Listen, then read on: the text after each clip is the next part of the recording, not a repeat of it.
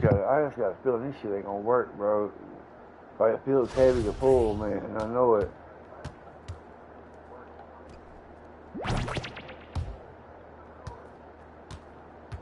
Yeah.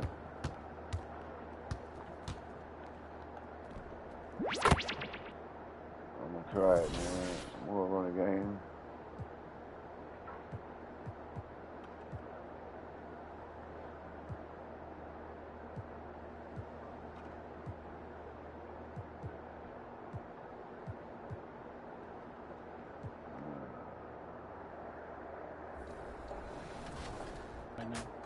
And you said it best, elite offense versus elite defense. Any early predictions for the My Team Professor?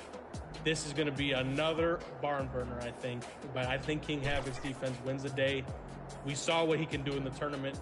He was definitely causing a lot of havoc and definitely getting in the passing lanes, like I said. And it's going to be a fun one to watch.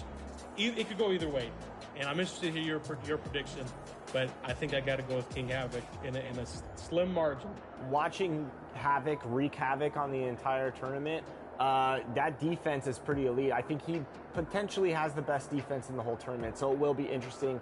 But in My Team, if you get hot and you know how to exploit those defensive matchups, anything can happen. But who cares about our predictions, Jimmy? Let's get to the action right now and find out who's going to be the current gen My Team Unlimited Finals champion. Let's go. Let's do it.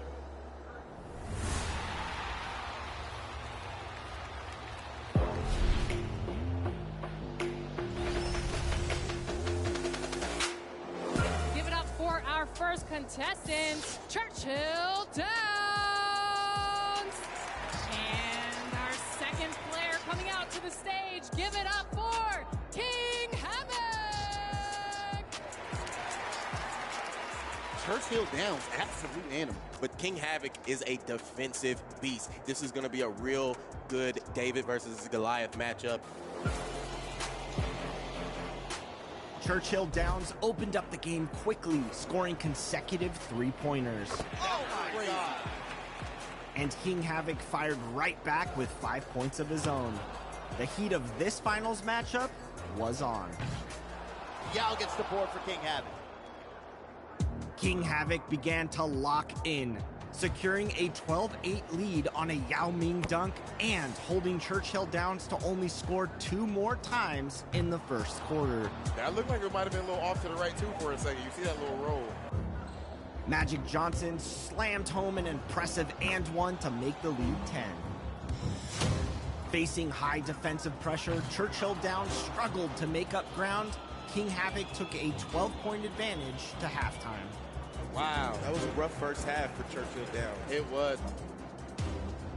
Without looking back, King Havoc propelled himself with an integral performance from Tracy McGrady, knocking in a big 3 to end the third quarter, up by 15 points.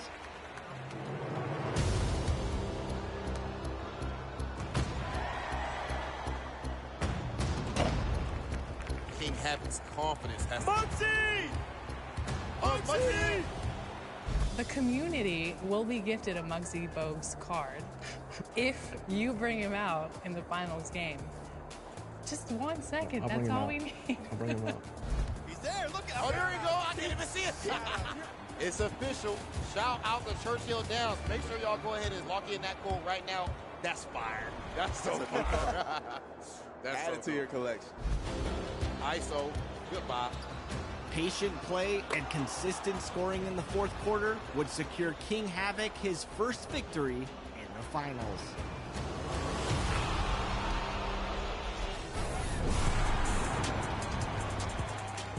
The name of the game was pressure. Yeah. King Havoc, all over the court, I believe, forced Churchill Downs to take 4 fading shots and a couple bailouts that turned into turnovers. And when it came to the matchup at shooting guard, the shooting guard use of Tracy McGrady for King Havoc, more than 10 points more than Churchill Downs' Tracy McGrady. There's a difference in the ballgame right there. Yeah, but shout out to Churchill Downs for earning everyone in the My Team community a free Opal Muggsy Bogues card, for getting him in the game at the end of the game. Not sure if he's going to play game 2, but we're about to find out.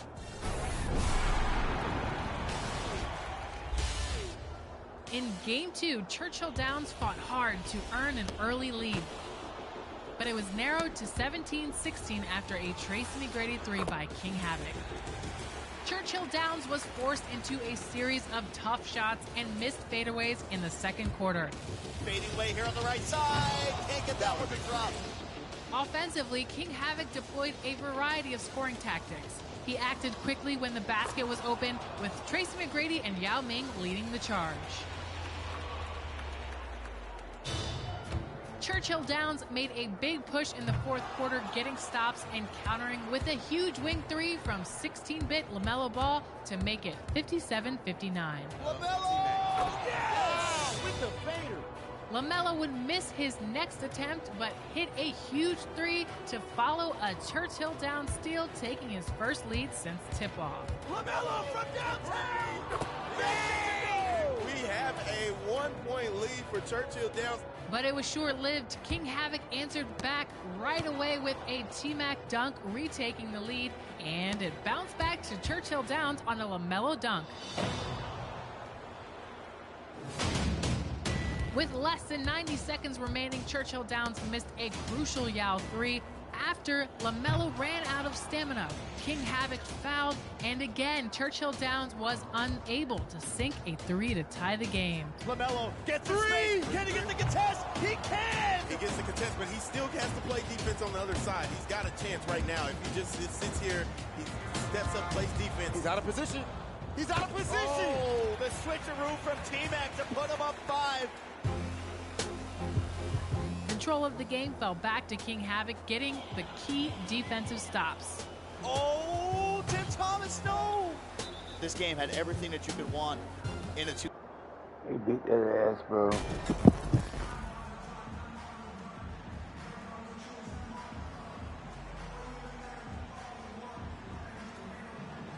When the middle of the season rolls around, Clark, how much value do you think there is in keeping an eye on the standings, seeing what the other teams are doing? You know, Kevin, I think it's a balancing act depending on your team and the makeup of your squad, where you are in the standings. In some cases, it could be a powerful motivator, but I don't think it should be something that discourages you. You have to keep an eye on what's real and what you can control. There's still time for some dramatic shakeups as the season unfolds. And a look at the starters for the Hornets. They've got MP. P.J. Washington is out there with Cody Martin. Then there's LaMelo Ball. And it's Richards in at the center, locking down the middle. Here's MP. Oh, man! Boy, an excellent passer for a big man. P.J. Washington's floor awareness, impressive. Last outing for Charlotte, they won that game against the Bucks in Milwaukee. Smith, the pass to Hield. Misses the 3. We've seen a quick start here for the Hornets. It's a 5-point game. And contact on the shot, so he'll be shooting free throws here. This state of Indiana, Clark, they are crazy about the game of basketball, aren't they? Yeah, hoops is part of the DNA of the Hoosier State. Drawing huge fans for high school games, college games. They love the college hoopsters, and at the pro level, the Pacers and Fever both have loyal and strong followings. Free throw good, MP. For Charlotte, they might be the most electric team, Clark, in the NBA. Young and very exciting. Yeah, I agree, Kevin. I mean, they're extremely potent, and they are exciting to watch. LaMelo Ball, man, he can do just about everything. The Hornets, a lot of fun to watch for sure. Three-pointer Hield. The rebound by Richards. Here are the Hornets with the ball. They put up a nice win against the Bucks the last time out. Yeah, their long-range artillery hit the mark more often than not. A great equalizer when you're on the road. They found their rhythm and kept piling it on. And a huge boost of confidence on the road for sure. And now the first timeout called here for the Hornets. A big part of 2 Sacramento blockbuster trades. Buddy Hield went from New Orleans to Sacramento in the DeMarcus Cousins trade.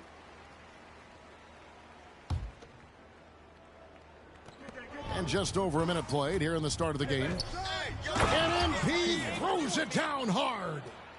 And this sort of awesome dunk is one of the reasons this team is in charge of this game. Well, there's a swagger out there. You can see it on the court that they possess and are not afraid to show it either. Boy, and I used to love going up and jamming it down like that, guys. Nice job capturing the moments on the AT&T 5G Slam Cam. Turner finds Smith. Here's Duarte.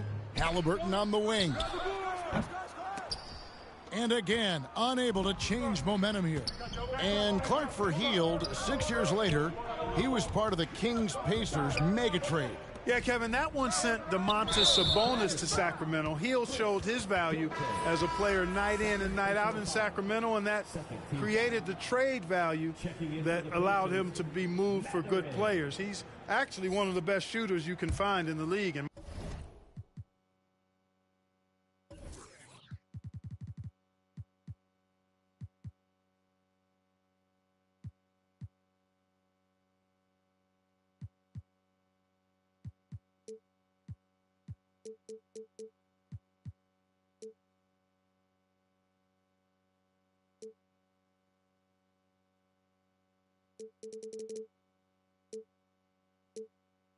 my opinion. MP passes to Washington. Off target there, that would have pushed the lead to double digits. They need a good offensive possession. Yeah, they've gone a long time without a bucket. And here we go. Fast break. MP's got it. Washington, that's good. Really seizing the momentum of this game, but doing it with a methodical approach. And, you know, that involves pounding it inside, getting as many points as you can right at the rim. That demoralizes the team. Here's Mathurin following the bucket by the Hornets. And again, Charlotte running the court in transition. Deflects the pass. Halliburton with the steal.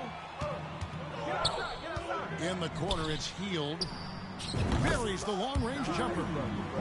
What a gifted shooter. Hield is especially dangerous from the corner. Here's MP.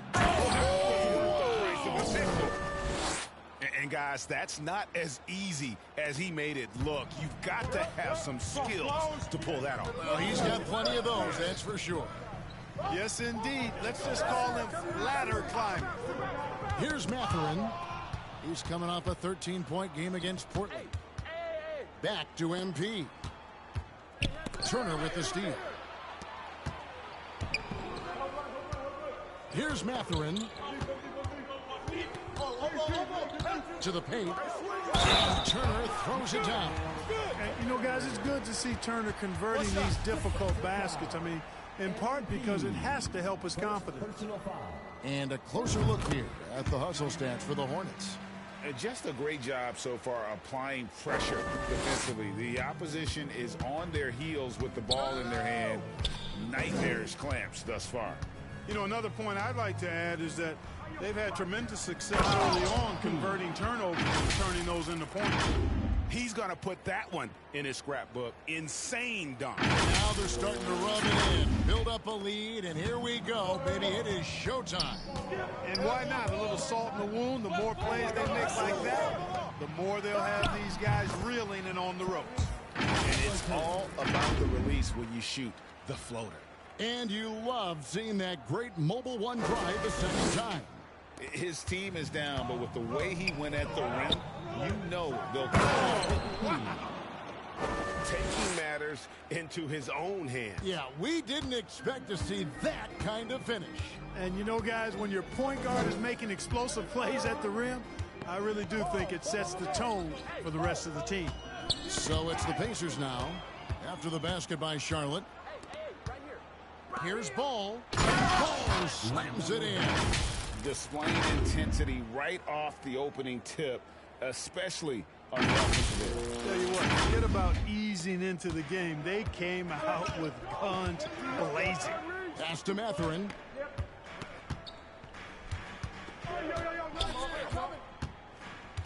Tipped away and stolen by MP.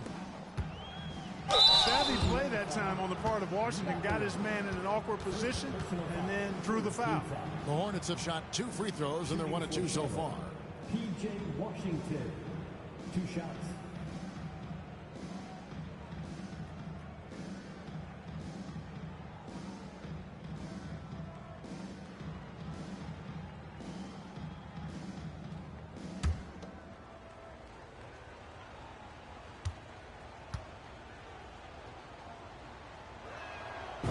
free throw good from Washington. You know, there's one thing that's become clear about this Hornets team. They've become one of the best passing teams in the league.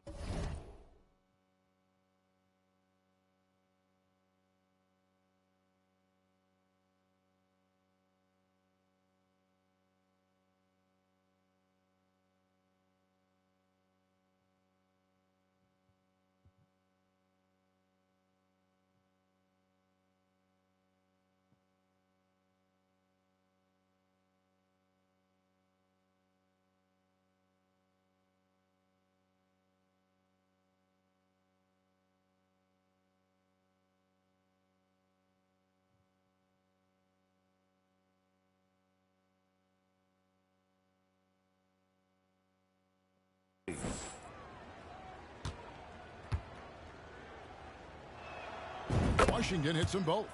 And Charlotte's passing has improved a lot in the last few seasons. Greg, even more. Yeah, their assist numbers have been terrific, and they keep their turnovers to a minimum. That's a trend you want to see continue. Now here's Heald. He had a 12-point outing in their last game against Portland. Down to 5 on the shot clock. Here's Halliburton. Tries again. Lost contact on the shot, and now a three-point play chance as he'll head to the line. How about Halliburton getting his hands dirty, going in there, crashing the offensive glass? Love the versatility. And the centerpiece of that Sabonis trade last year, Halliburton looks like a future star. So consistent and mature for a young guy, Greg. That's what jumps off the page at me. Knockdown shooter, clever playmaker, and continues to put the work in to get better every year and bring his teammates with him.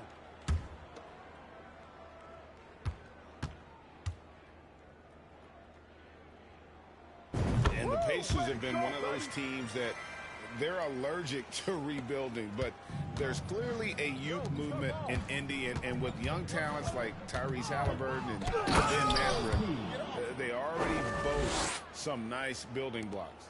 Their play on both ends has been superb. We'll see if they can maintain the momentum. And, you know, nothing like getting an opponent on the ropes early. You love that if you're on that side of the scoreboard, and they are landing some haymakers now. And the dunk by MP. All you got to do is get open, and Ball's handling the rock. He's going to find LaMelo's got incredible passing ability. Halliburton passes to Smith.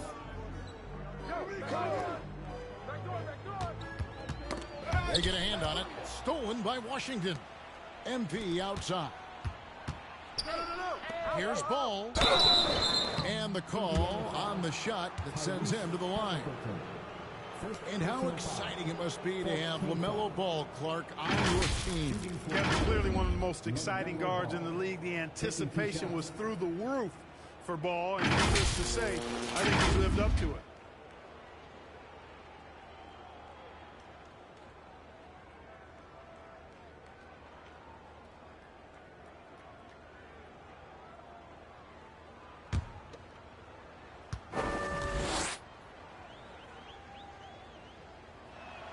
No good on that one. And after winning the 2021 Rookie of the Year, LaMelo Ball was even better his sophomore campaign. He continues to grow his game.